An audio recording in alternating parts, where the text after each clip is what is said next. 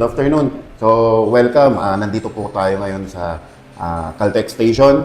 Ito po yung Biason Gas Station na located po sa Malasiki, Pangasinan. So, ito po yung pag-aari ni Mr. Jerry Biason. Okay, so 1 year in the making. Naalala ko last year, nung bagong open si Sir Jerry, pumasyal ako dito. And then after 1 week siguro, napag-usapan naman namin yung tungkol sa yung kanyang Havolin Auto Pro.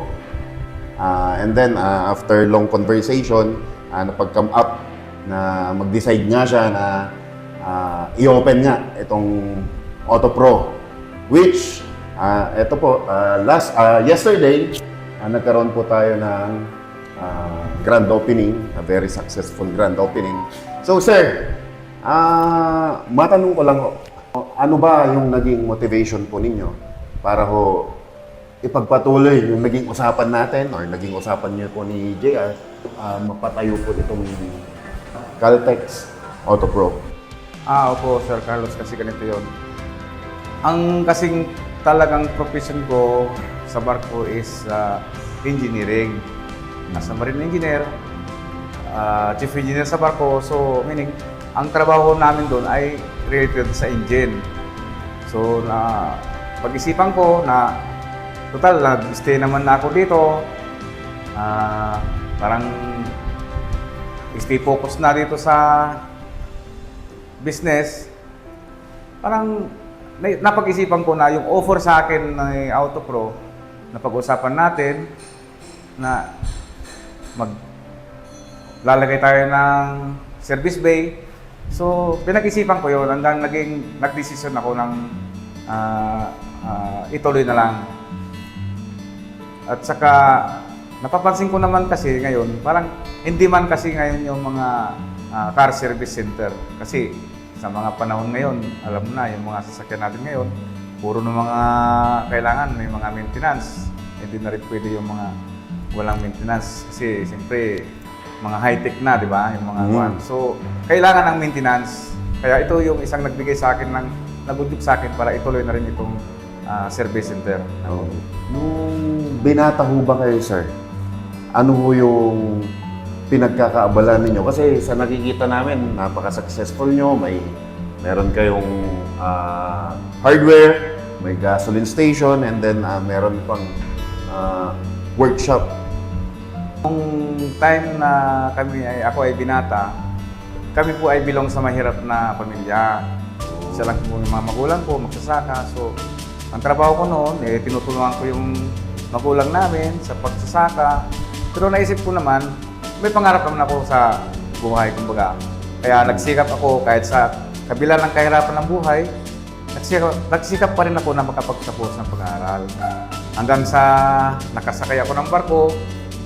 So, in the end, dahan-dahan hanggang nagkaroon ako ng chansang magkaroon ng lisensya, hanggang nagpataas, hanggang inabot ko yung chief engineer sa barko. So, related naman sa trabaho ko kasi yung ganitong hanap buhay, yung workshop, yun na rin ang nagkano sa akin na ituloy ko na po.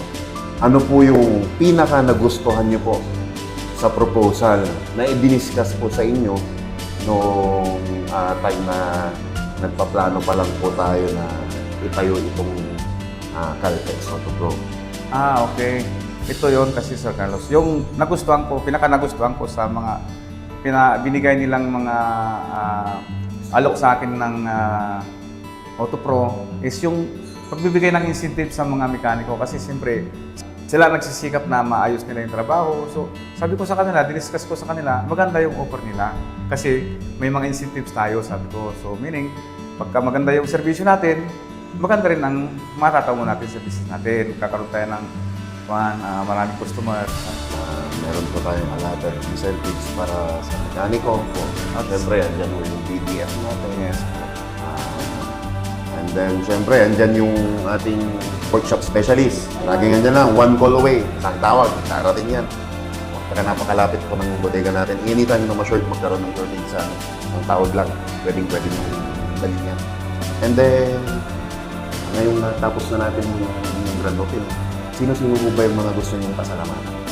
Ang unang-una sa Carlos ay nagbibigay po ako ng pupuri sa ating Panginoon na nagbigay sa akin ng lakas ng pangangatawan at nagbigay sa akin ng lakas ko para ipagpatuloy ko itong business na ito. Ngayon, ang gusto ko rin pasalamatan sa lahat-lahat ay lahat ng bumubuo ng mga staff ng Paragon Sales in behalf of the Outpo Caltex.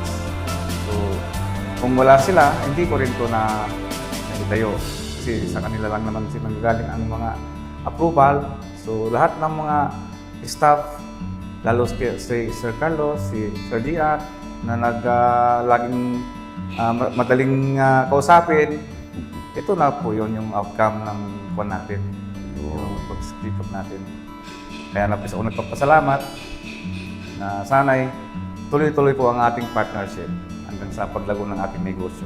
Okay. So, Sir Jerry, sigurado ako maraming nanonood yan.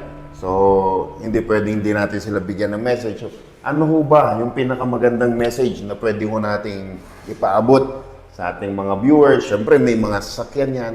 Meron po tayong Bill balancing. wheel balancing, tire changer, meron po tayong car left change oil, ito po siya. At saka meron po tayong wheel alignment po, purpose wheel alignment. Ito po yung fully computerized wheel alignment po. Kung gusto niyo i-try po yung service namin, at pinapangako naman namin po na gagawin namin ang lahat namin makakaya nang bibigay ng magandang service po sa inyo. Pumasa lang po kayo dito sa Caltex Auto Pro na located sa Tampak, Malasig. Ako pala si Jay and ako yung DIFM specialist ni Sir Jerry Biason and iniimbitahan namin kayo lahat na dito na magpa-service sa pinakaunang Caltex Auto Pro dito sa Pangasinan. Kung sasakyan mo yung mahalaga, Mag Caltex Auto Pro na!